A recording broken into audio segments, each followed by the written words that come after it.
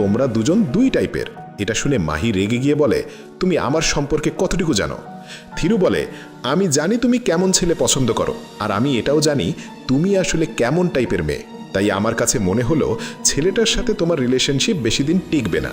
এই যেমন ধরো, তুমি অন্য কারোর কথায় চলতে একদম পছন্দ করো না, তোমার মন যা চায় তুমি সবসময় তাই করো, তুমি অনেক ধৈর্যশীল, তুমি কাউকে বিশ্বাস করার আগে অনেক কিছু ভেবে চিনতে তবেই বিশ্বাস করো। এছাড়াও তুমি অবসর সময়ে বীণা বাজাতে পছন্দ করো। থিরুর এসব কথা শুনে মাহি রীতিমতো অবাক হয়ে যায়, কারণ থিরু যা বলছে সব ঠিক।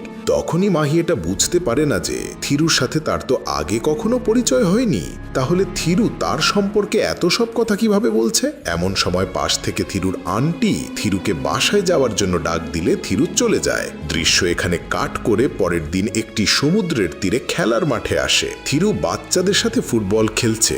এমন সময় মাহি থিরুর খোঁজে সেখানে আসে এবং থিরুকে বলে, আচ্ছা তুমি আমার সম্পর্কে এত কিছু কিভাবে বলতে পারলে?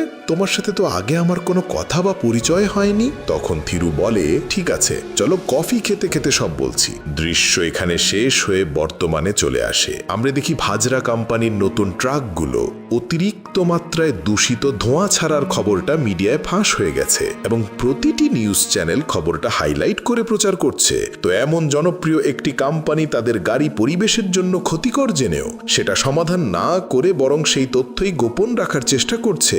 এটা নিয়ে মিডিয়ায় তোলপাড় শুরু হয়ে যায়। খবরটা দেখে শিল্পমন্ত্রী তিওয়ারিকে কল করে ওয়ার্নিং দেয় যে তথ্যটা সত্যি হয়ে থাকলে ভাজরা কোম্পানির লাইসেন্স বাতিল করা হবে এবং গাড়ি উৎপাদন অনির্দিষ্টকালের জন্য বন্ধ করে দেওয়া হবে। এসব শুনে তিওয়ারি তো রীতিমতো শক খেয়ে যায় এবং ভাবতে থাকে যে এমন একটা গোপন তথ্য কিভাবে তার অফিস থেকে বাইরে ফাঁস হয়ে গেল। আর এসবের পিছনে মূল হোতাটাই বা কে, যে সব তথ্য নিয়ে তা মিডিয়া সহ বিভিন্ন মানবাধিকার সংস্থার কাছে দিয়ে দিল। তাই তিওয়ারি ঠিক করেছে যে যে কোনো মূল্যে সেই হুইসেল ব্লোয়ারকে খুঁজে বের করবে এবং তার সূত্র ধরে এসবের পিছনে মূল হোতাকে খুঁজে বের করবে।